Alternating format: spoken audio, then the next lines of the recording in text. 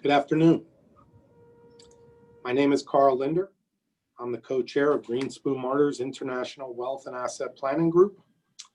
And we focus on international and domestic estate planning for global families. Today, we've put together a very amazing panel of practitioners that focus on both international and domestic planning. I'd like to introduce my panel. First on the list is Michael Blank from the Holden family office. Michael, would you give a few words about yourself, please? Carl, thank you so much, and I'm very pleased to be part of this illustrious panel. As Carl said, my name is Michael Blank. Can you raise your video, please, Michael? Thank you. Yes. As Carl said, I'm pleased to be a part of this illustrious panel. And in the last 4 decades, I have been an international lawyer as well as a private banker. Currently, I am a partner in the Holden family office, which is a 150-year-old family emanating out of Canada with offices in Montreal, Miami, head office in Nassau, and trust company in Cayman. We offer tailor-made solutions for our international clients, both on the US and non-US side, and we manage assets on a tailor-made basis. Our next panelist is Stanley Foodman, who is the owner of Foodman CPAs and Advisors, and I have a 20-year working relationship on very sophisticated client matters. Stanley, would you please introduce yourself? Good afternoon, everybody. I'm Stanley Foodman. I'm the founder of Foodman CPAs and Advisors. We work in 3 areas almost exclusively. One is international tax compliance, cross-border compliance, complex tax compliance, forensic accounting, and regulatory compliance for banks and financial institutions. And I am thrilled that I'm able to be on this panel with people that I've known for many years, not just Carl, of course, but Michael and Fernando. Thank you, Stanley. And finally, we have as the last panelist, Fernando Poe, who's the managing partner of Passerelle Partners, which has become a very significant financial player in the Miami and US and foreign markets. Fernando, please. Thank you, Carl. Thank you for having this panel. Thrilled and honored to be a participant. We are a firm based out of Miami with offices in Austin and Charlotte, North Carolina, that focus on asset protection and wealth preservation structures for both international and domestic families to address certain balance sheet shortfalls and transfers of assets to different generations. Thank you, Fernando. So we're going to start the panel by discussing something that's current to us all, which is, are you taking active steps in this environment to actively protect your wealth and your assets? Our practice here at Greenspoon and other practitioners in the area, our businesses are extremely busy right now with protecting assets for clients that are affected by COVID-19 and other factors in the marketplace. We like to create what is diversified structures of both international and domestic pieces in our trust structures for ultimate protection. I'd like to first have Michael respond from an investment advisory and a custodial banking perspective, what you're recommending with clients currently in protecting their wealth and assets. Well, I think first you have to look at the jurisdiction and the structure. And we all work together on a continuous basis. So with Carl's international structures, with Fernando's tax efficient planning, and with Stanley's sophisticated and very efficient cross-border structure that will protect assets. In terms of our business, everything we do is on a bespoke, tailor-made basis for our clients. So we always manage the downside risk. So as an example, my chief investment officer, we've been together for 16 years. He was 60% in the market, 40% in cash pre-pandemic. So our clients were in a very good position, not only for the investment opportunities that existed as a result of the pandemic going forward, but we were not hurt on the downside because we were managing the client's risk at the time. So everything that we do is on a asset protection risk basis in terms of managing assets. We manage assets on a global basis, stocks, bonds, cash, ETFs, as well as metals.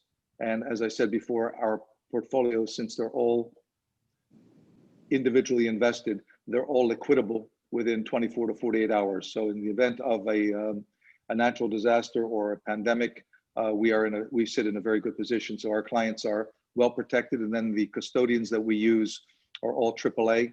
So we're not worried about balance sheet risk, sovereign risk, or reputational risk in the jurisdictions where we place our assets. Thank you, Michael. Let me pass it over to you, Fernando.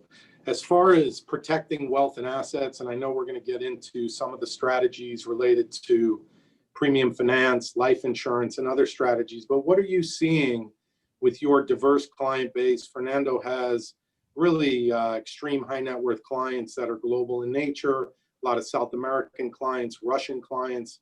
So what are you seeing as far as your client needs on the asset protection side?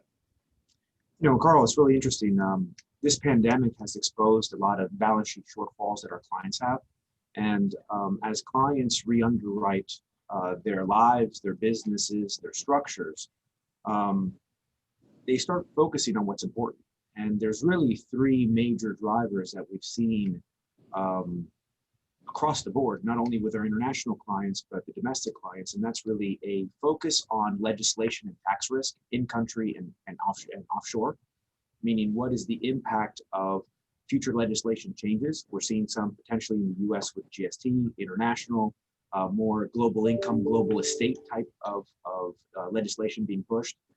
Second thing that's driving clients and rebalancing is really this concept of asset price valuation and the volatility of those asset prices. So whether those are the portfolios that, for instance, Michael and his team hedge the volatility, there's real economy assets that's very difficult to hedge the volatility of those portfolios. So private equity portfolios, operating businesses, real estate are the type of assets that in today's environment, whether they're onshore or offshore, are suffering price volatility and absolutely liquidity risk premiums in those assets.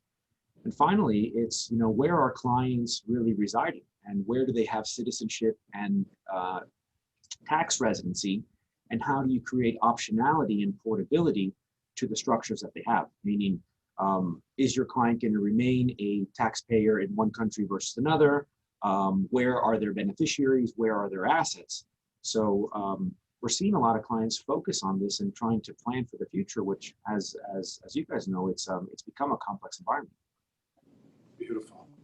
Stanley, can you pick up on that a little bit with tax residency and just general compliance? We're going to talk about the IRS in a little bit, but you have a lot of cross-border clients that are either dual citizens or have residency in the United States, citizenship, say in Costa Rica or Colombia. How do you advise those clients, and what should they be looking for as far as tax compliance when you have multi-jurisdictional facts? Well, what's happened because of the nature of the IT revolution at IRS, I'm telling my clients that they have to be very careful about what they're reporting and to be very careful to report everything that's reportable. You know, we have cases coming across now our desk where the FATCA reporting is having a high impact on people here in the US who come from other countries that for one reason or another fail to report certain things. And while the IRS in its case has issues with staff, we're involved with the compliance and making sure that they do all of the forms that they need to. And what has happened is the forms have become, since the Tax Cuts and Jobs Act at the end of 2017, the forms have become really a lot more complicated.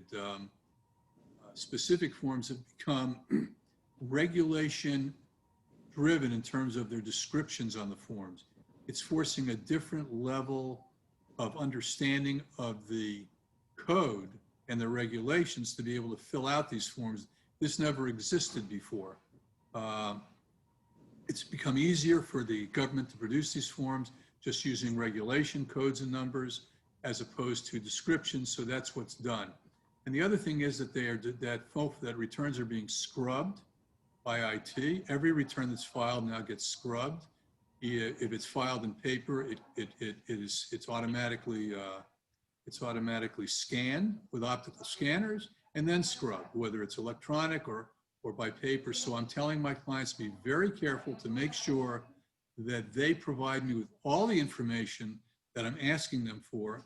And if something, and to not allow anything to fall through the cracks, if at all humanly possible. The last thing is that I'm making sure that I become very deadline oriented, more so than I ever was, because now the imposition of penalties for late filing and the ability of the government to say certain forms were never filed if not timely filed and impose those penalties is become a real issue for taxpayers who are cross-border. Thank you. And just to build on that point, in our practice areas, we are very form driven. To do some of the structures that we implement could add another 5 to 7 tax return forms to each client's annual tax return.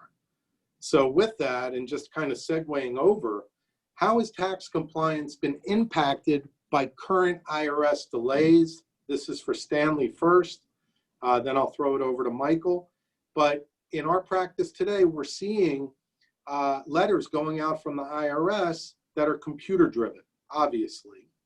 And there is a backlog at the IRS currently, almost for every imposition of any specific type of tax matter that you would require being answered as a taxpayer in this country or a practitioner.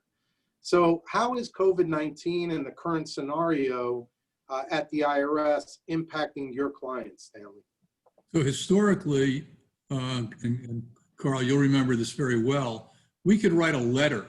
We could write a letter and get an answer, let's say within 15 or 30 days, and it would sort of stay the tolling of whatever statutory requirements came out or involved certain notices, although others, of course, just went forward regardless.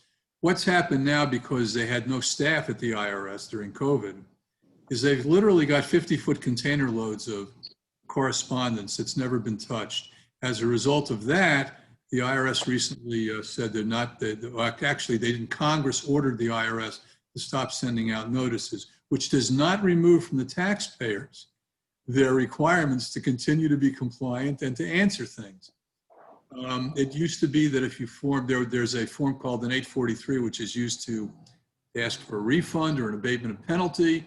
They're not really processing them, so there has to be a way to get in through the back door to get them processed. So the IRS's section relating to the taxpayers advocates started to take over that task, and then what happened is they got so overwhelmed they started saying, if you have to first go to the IRS before you come to us, and you have to show us that you've had correspondence or some contact, otherwise we can't help you because we're overwhelmed. So yes, it's an overwhelming situation that more recently has started to become alleviated because some people have been called back to work.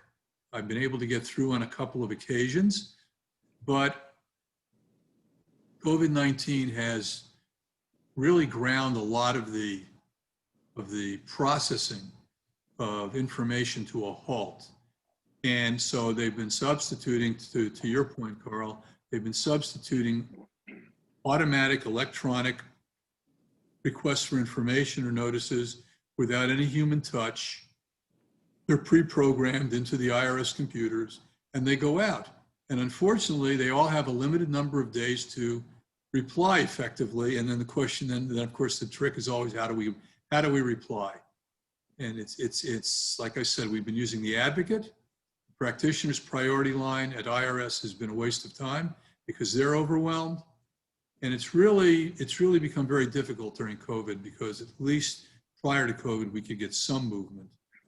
And to your point about the forms that are added, one particular form, which is used for folks that have certain percentage ownership in offshore entities, expanded and continues to expand. And probably if all the schedule are used, it's gone from 6 pages to 15 or 20 pages.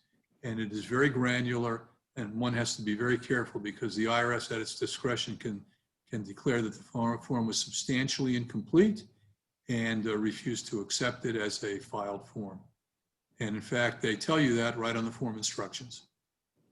Well, we've been having such delays in even simple processing like EIN numbers, Yes. getting ID numbers. So in Michael's business, for example, when a US-based client is looking to open an international account for an entity, even a foreign entity, it requires those international banks, Switzerland and otherwise, to get an ID number for the US company. Now we're delayed several weeks on simple processing of those numbers. Michael, can you address that on how some of the delays at the IRS are impacting your ability to book clients and effectively manage clients' assets? It's a great question, and Stanley actually gave the best answer, but I'll expand on it. I was on the I was in correspondence with a new client out of London this morning, and I had to explain to them that what used to take a week now takes a month, and what used to take a month now takes 3 months in terms of almost everything that we're doing. So if you're looking at it on a IRS basis domestically, as Stanley said, they were shut down for months, and they have containers worth of correspondence that have been unresponded to. So now what's happening is, as Stanley said, they're issuing computer-generated letters, but many times the computer-generated letters are in conflict because they haven't opened previous correspondence. So if you're dealing with the IRS and they haven't opened up previous correspondence, which they have acknowledged receiving but have never read, and they are sending you a computer-generated letter, you have nobody to talk to by saying that you've already responded to the issue, and they believe that you haven't because of a computer-generated letter. So that's one issue. And I've dealt with you on EIN numbers, and obviously there's substantial delays, but I think it's not just an IRS issue, it's a global issue. When you're working remotely, as an example, I deal quite a bit with Swiss custodians that work 1 week in office, 1 week out of office. And the week that they're out of office, it is illegal to take the files home. So nothing gets done. Or the supervision of files that used to be done on a weekly basis, there may be a meeting now every 2 weeks, only because there's no one there to meet. So it is a extrapolating issue. It's systemic in terms of it affects everything that you do on a daily basis. It's frustrating, you have to deal with it. But if you have private cell numbers of the people that you're working with, ex-IRS, we've been able to accomplish quite a bit. You know, the old Chinese proverb, where there's chaos, there's opportunity. In our type of business, we're always looking for the opportunity. So obviously, when you practice in an international capacity or you're a taxpayer that uses an international form or structure, there's going to be increased compliance, and there's going to be Department of Treasury and IRS matters that come with it. Some of the planning that we're working on today is really focused around maximizing the estate tax exclusions. And currently we have a very high exclusion of 11,580,000 per deceased, 23,180,000 per couple. And we know that in 2026, it's going to drop to 5 million per deceased.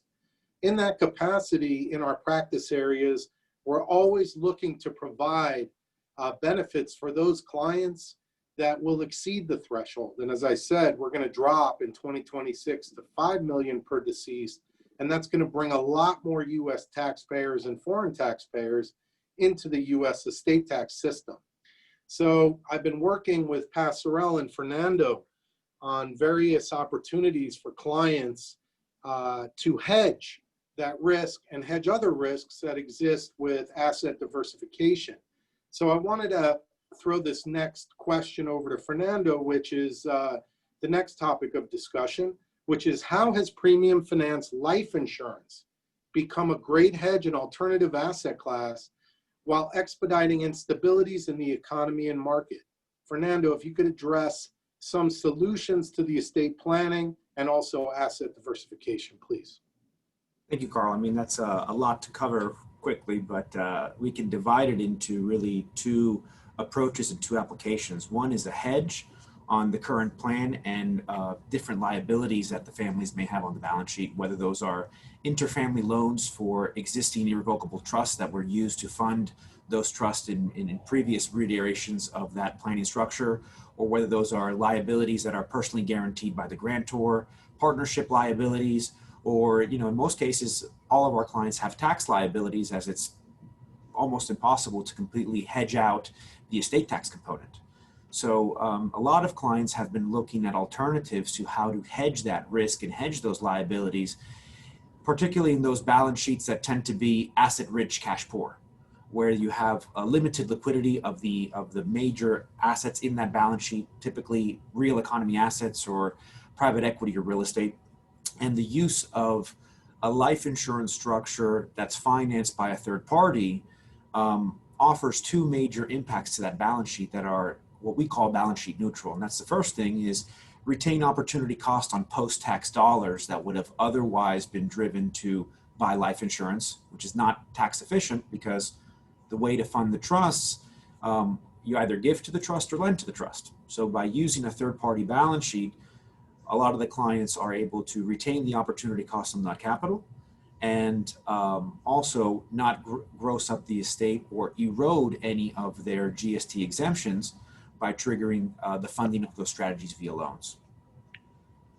So using that as a hedge is interesting where, you know, in the current environment where we've seen interest rates drop, it's been interesting to see the opportunities that exist between the returns that those policies generate versus where you can fund these policies on bulge bracket balance sheets of U.S. institutions. And for those clients that have looked at AFR loan repricing and refinancing, using those savings to fund these life insurance strategies to repay those loans and address the estate tax associated with that receivable on the Gen 1 balance sheet is something that we've been seeing a lot of planners over the past 6 months focus on. So that's where I would focus primarily on the hedge component of how the life insurance strategies can be an interesting and compelling structure in today's environment. As you start, Doug, go ahead. Go ahead.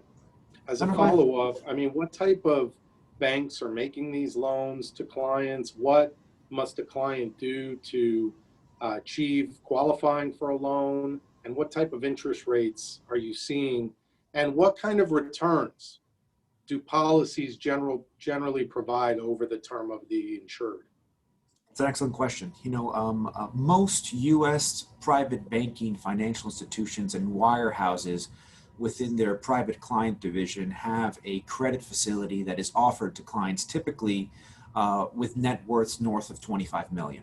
So, you know, those are your usual suspects, the JP Morgans of the world, the Northern Trust of the world, Morgan Stanley, UBS, Citi, and so forth, right? There's also a slew of transactional lenders that don't require private banking accounts or relationships that offer loans on these life insurance policies for funding or for access. What's interesting about these loans is that given the quality of the underlying asset, which is what's called guaranteed cash surrender value, it's a very high credit quality, ultra liquid, tax efficient asset. So the banks are lending at very attractive rates. You know, we've seen rates as low as, you know, 30-day LIBOR plus, call it 100 basis points for some clients, on upwards to about 30-day LIBOR plus 175 basis points. So in any way you look at it, depending on net worth and the position of your client's balance sheet, you're looking at funding strategies today sub 2%, where some of these policies, and going to your second question, generate guaranteed returns of roughly 4% plus a participation, depending on the client's risk profile. There's some equity linked strategies that are also extremely compelling that try to capture the volatility that we're seeing in equity markets. So when you start looking at the return profile versus the cost of funding, very similar to the analysis that you would do for a commercial real estate transaction, and you realize that most of these loans are non-recourse to the grantors, it becomes a very compelling investment strategy to diversify the current assets that the family has, to hedge a lot of the liabilities that we talked about a little bit earlier in this panel whether those are family, partnership, tax liabilities. And finally, create a liquidity kicker to the family, whether that is for wealth protection, wealth enhancement, asset protection, or legacy investments like charitable structures or foundations. Thank you. Michael, I want to follow up with you and alternate asset classes and hedging. Obviously, your chief investment officer at Holden, who's Giuseppe Mazzeo, has an extreme Swiss investment advisory background, which I think is unique compared to US advisors. But can you just talk a little bit about strategy at Holden as to how you work with various clients in providing diversified asset portfolios? Well, we'll separate US versus non-US because the investments are segregated under the SEC rules and regulations. But for our US clients who are looking for diversification, we use quite a bit of ETFs. We don't use anything illiquid, proprietary, take no commissions from any third parties, and do not use any third-party managers or funds. So our clients stay loyal to us because they know the investable assets that they have are direct invested, as well as the least possible commissionable investments that we can employ. Our portfolios are managed, reviewed weekly. We have client calls on a monthly basis. We watch all aspects of the market, whether it's the political, economic, social side, to determine how we're going to invest, where we're going to invest. I would say 75% of our assets are discretionary, which means that we have the authority to manage those assets based on a mutually agreed client mandate. And then 25% are advisory, which means the client has the ultimate decision making. But everything that we do, like our panelists, is based on asset protection, risk management, and our clients would look at us as more like the insurance policy for their investable assets. They take their risk in their businesses because most of our clients are employed as entrepreneurs. We have only maybe 1 or 2% as an inherited wealth, but other than that, everybody is actively engaged in business. So for us, their investable assets are their insurance policy for the future, looking at diversification, not only in managing the risk, but also in keeping the assets ex-US. Stanley, can you address some tax compliance issues? You have a client that comes in, whether US or foreign, they come to you with a structure. It's a diversified structure. It might have some foreign components, might have US components, might have some life insurance that Fernando has implemented for that client. How do you analyze, what are the issues you're looking at, and what questions are you asking of those potential clients? So because I also, as part of my practice, I'm involved in due diligence with banks and other institutions, the first thing that I do is I get a complete history on the taxpayer, particularly if they have a foreign origin, where they came from, were they in business in that country, and what assets do they still have in that country, and whether or not anything that they have in that country is going to be taxed in that country. One of the issues that's coming up with more regularity as a result of other countries adopting not necessarily a worldwide taxing regimen, but let's just say a broader base to their taxation, and the tax reforms that they've been implementing it's requiring more of a cross-border consulting situation with these clients. That is, I need to know what's been implemented from them in their own countries and how they've been taxed. The other thing that we want to make sure of is what has to be filed for them, what actually needs to be filed. Once I start to get a good picture of their assets, their offshore assets in particular to begin with, then I'll know what forms have to be filed to keep them in compliance with US tax reporting requirements. In this country, it's been my experience that whatever sins occur always occur with inaccurate reporting. That's always the starting place. And that leads into all kinds of issues that we'd all rather avoid. So we're very form driven in that sense, like you mentioned earlier, Carl. I go through a whole process with them. I may take a number of hours to keep digging out information. I want to know whether or not they have any structures which have family attribution issues that they're not telling me about. I wouldn't even thought to tell me about. I want to know whether they have any trusts in place. I want to know if they have any offshore annuities that they're receiving money from. I want to know if they have any cash surrender value life insurance, anything that's foreign, anything that's indexed, anything that's an investment fund of any kind, I'd like to know about so that I can discuss it with folks like you to make sure that we're also not violating the personal foreign investment company rules, the PFIC rules. I want to make sure that all of the entities are being adequately reported. I want to make sure that all their investments offshore in entities have been reported because of the $100,000 penalty rule for failure to report $100,000 of investment. I want to make sure that everything that they need to report gets reported. And in addition, if they have any offshore partnerships, those have to be reported. If they have any entities here which have owners, more than 25% effectively of the U.S. entity, I need to know about that. So these are all of the things we go through. It's sort of global, and it's not just U.S. centered. Because right now, you and I are talking about something which comes out of Costa Rica, which is going to be multinational if we end up representing these people, which has a number of compliance issues attached to it that we've already discussed, and which they've never thought of because they're still living in 25 years ago on how they're creating structures for people. These are not people that aren't educated. They're just accustomed to working the way that they work. And it's always worked until now, until the IRS became woken up, as they say, started happening 10 years ago, and it's accelerated. And so, yes, the compliance issues and the due diligence issues are a huge part of my practice for them. Beautiful. I did receive a question. I'll respond at the end from one of the attendees. It was on a preferred partnership freeze. I will discuss that in part if I understand the question. But the last question we have is about COVID-19 and how COVID has affected client management, planning, and the future impact on clients. So Fernando, if you could address how you've handled this crisis. Obviously, there's a lot of evolution going on in the way that the community is responding currently, but that has not been the case over the last 6 months.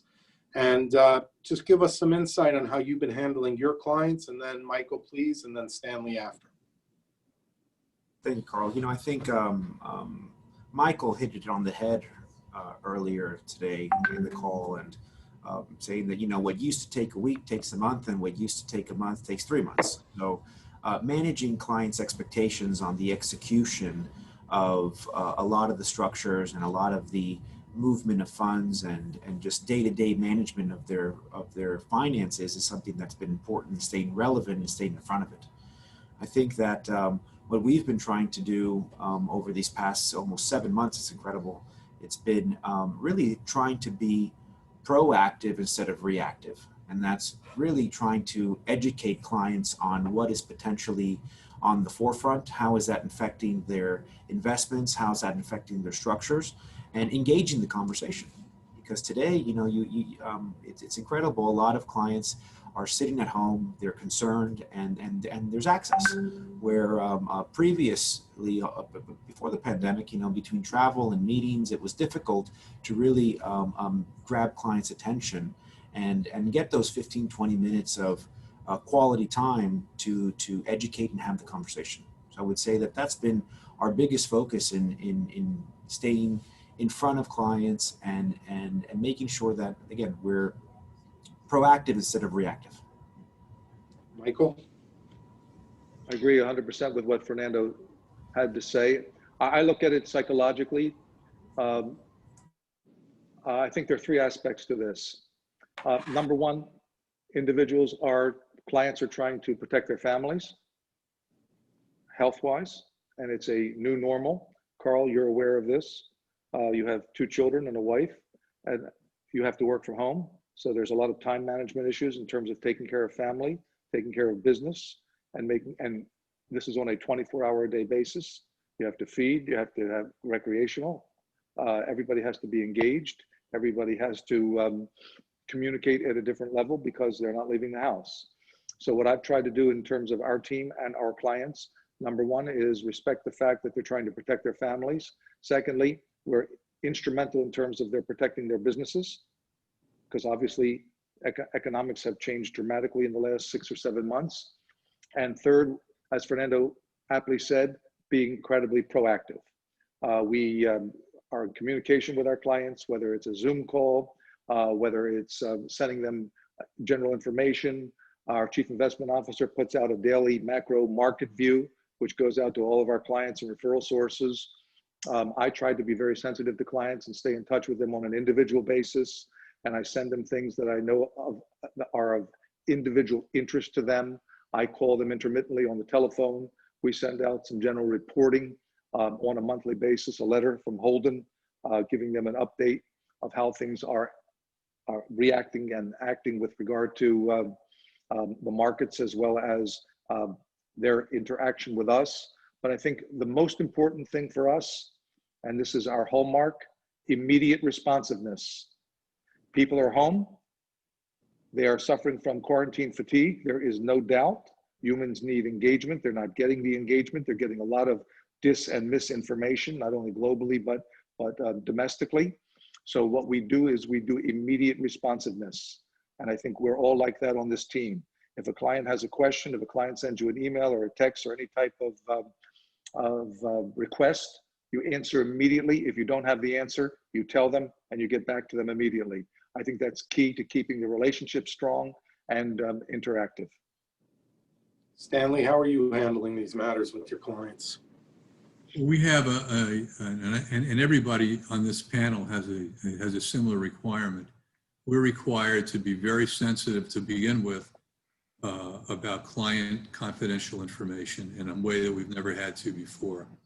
The Internal Revenue Service and the bank regulators and other folks have come up with a whole regimen. We're required to implement it. We're supposed to have a cybersecurity program in effect that fits in the four corners of and the pillars of what they're recommending. And then there's the issue of, even if that's in place, how do we communicate? I think Michael hit the nail right on the head. I almost have like a little revolving phone call or Zoom call or WhatsApp or some other methodology of communication daily regimen that I engage in with clients. My clients who live overseas are as isolated as we are in the countries where they're living. They're worried, they're frightened, and they know that the US continues to come up with surprises for them. And most of them are dual citizens. So that creates a secondary issue for them. Also, they are concerned about health issues. And so they want somebody that they can speak with, that they can have conversation with. But the most important thing for us is, and Michael and Fernando, and you know this, we have to deal with the Gdpr issues, which is the confidentiality issues in Europe when we're communicating and receiving information.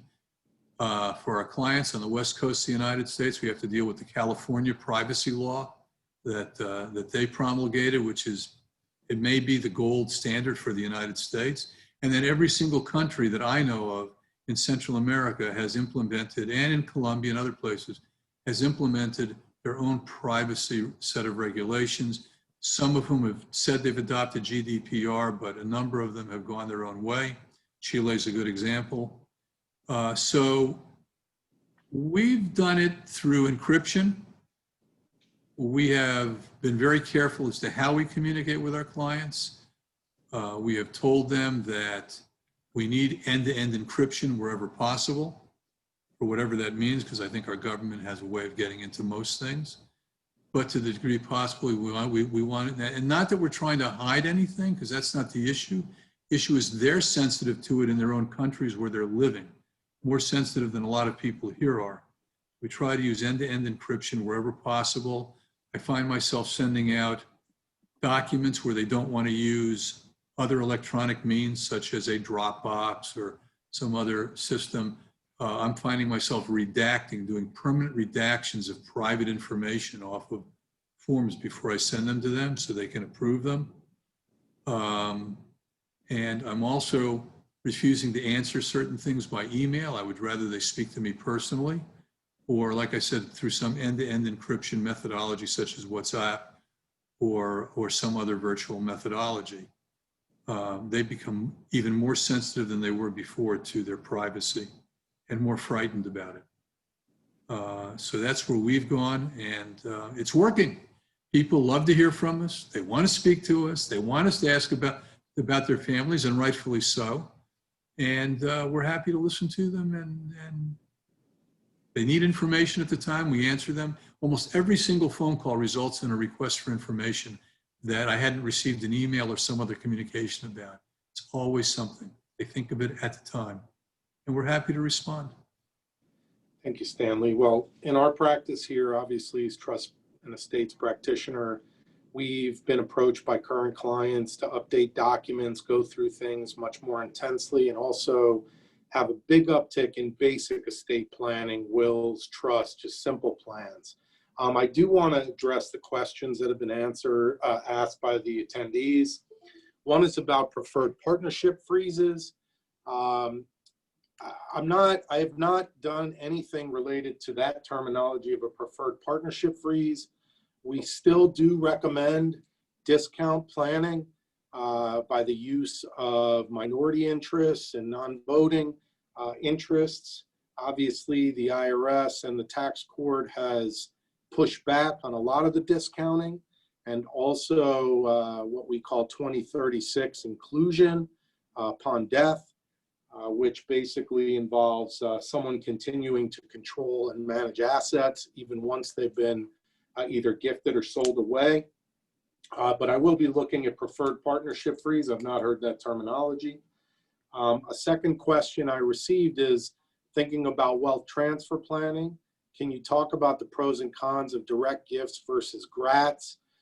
Immediately, what stands out is step up in basis on the acquisition of an asset via grat versus a gift, which does not get a step up.